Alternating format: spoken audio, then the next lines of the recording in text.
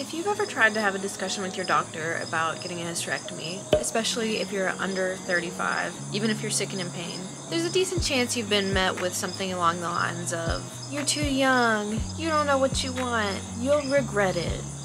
So I'm here to tell you how I feel 1 year post-op for my hysterectomy and let you know if I regret it. Hey y'all, it's Morgan and welcome. Some of you may be familiar with my health journey so far and my hysterectomy recovery, but if you're new here, here's a little background. I had a hysterectomy in July of 2022 for adenomyosis, and before surgery I was super sick, losing weight, and had debilitating pain, and I made a whole video about all the symptoms, and you can go check that out if you're curious. It'd take way too long to go over it all for this video, but I was just super sick. I've been documenting my recovery journey here on YouTube to help others experiencing similar situations, and also to bring some awareness to adenomyosis and hysterectomies, especially for younger people. My recovery has been a bit slow and bumpy at times, but I've made so much progress since I had surgery. So to show you how far I've come, I'm going to do a little then versus now comparison of my life to show you that I could never regret something that literally gave me my life back. And that is not an understatement. This is not an exhaustive list of everything because it would take forever to include every single small little change, but I would say it covers the big stuff and is definitely enough to paint a picture of what my life was like before and after. Let's start with what my life was like before my hysterectomy. Alright, I had constant nausea, vomiting multiple times a day. I could barely eat. I was losing weight quite rapidly, and with that I was getting weaker and weaker, and I had debilitating back and pelvic pain, and I couldn't even sit upright in a chair because it was excruciatingly painful. I could barely sleep from the pain. I had pretty intense, constant bloating. It hurt so bad when I would poop that I would nearly pass out. My mental health was at an all-time low. It got dark sometimes. My cannabis consumption was very high to try to manage the nausea, appetite, and help my mental health. I was housebound and pretty much couch-bound, and I had absolutely no control over my life. I missed important life events, like friends' weddings. I barely responded to texts because socializing was just like too much. I barely even hung out with my husband, who lives in the same house with me, because I just didn't have the energy. So, as you can tell, I was in pretty rough shape and things were pretty bad. Now let's talk about what my life is like now, a little over a year post-op. Okay, so now I eat every day, like a good amount. That doesn't sound like much, but when you literally could barely eat anything for a long time, that's a really big win, just there by itself. I've gained weight, and I'm back up to a healthy weight, and I've gotten a lot stronger, and I do still have occasional nausea, usually related to stress, and I do still have some pain, but it is much more tolerable and not completely debilitating.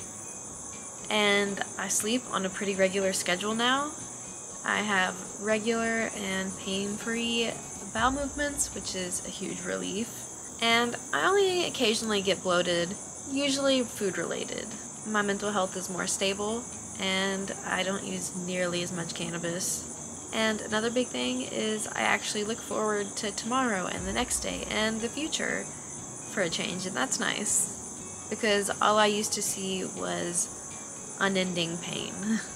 I can go out and do activities. I've been to concerts, I've visited people, I've just gone out for coffee or for food, and while I still can't do these things like all the time because they just take too much energy, I'm very happy to be able to leave the house and do things sometimes. I also enjoy texting now and like catching up with friends and like engaging in social things. It still drains my battery pretty fast, but I literally just like never replied to people while I was really sick. But now I do. And I even hang out with my husband most evenings and play video games or watch TV or have dinner together. In general, I just have a lot more control over my life, and my life isn't completely dominated by me being sick.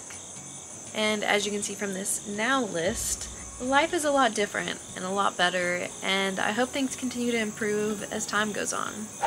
I feel like this comparison really puts into perspective how much my life has changed. While at times it felt like I wasn't making much progress at all, looking at it like this, it's just like crazy how much I've improved.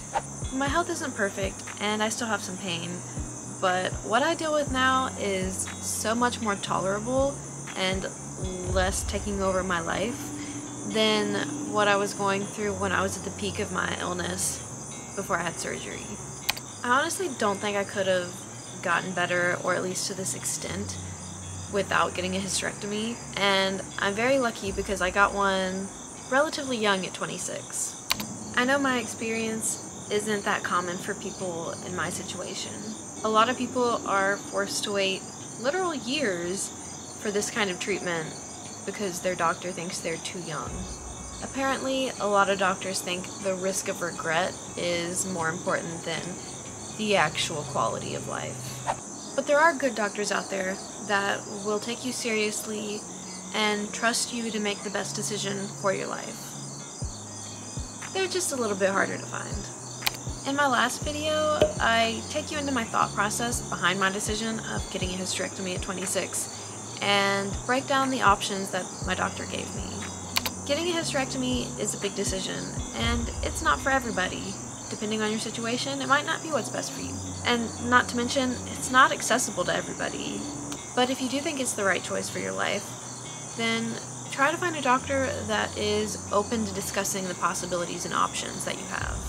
Not one that shuts you down because they don't think you're capable of making this type of decision. If you want to know more about my hysterectomy experience and what to possibly expect, be sure to check out my hysterectomy playlist next.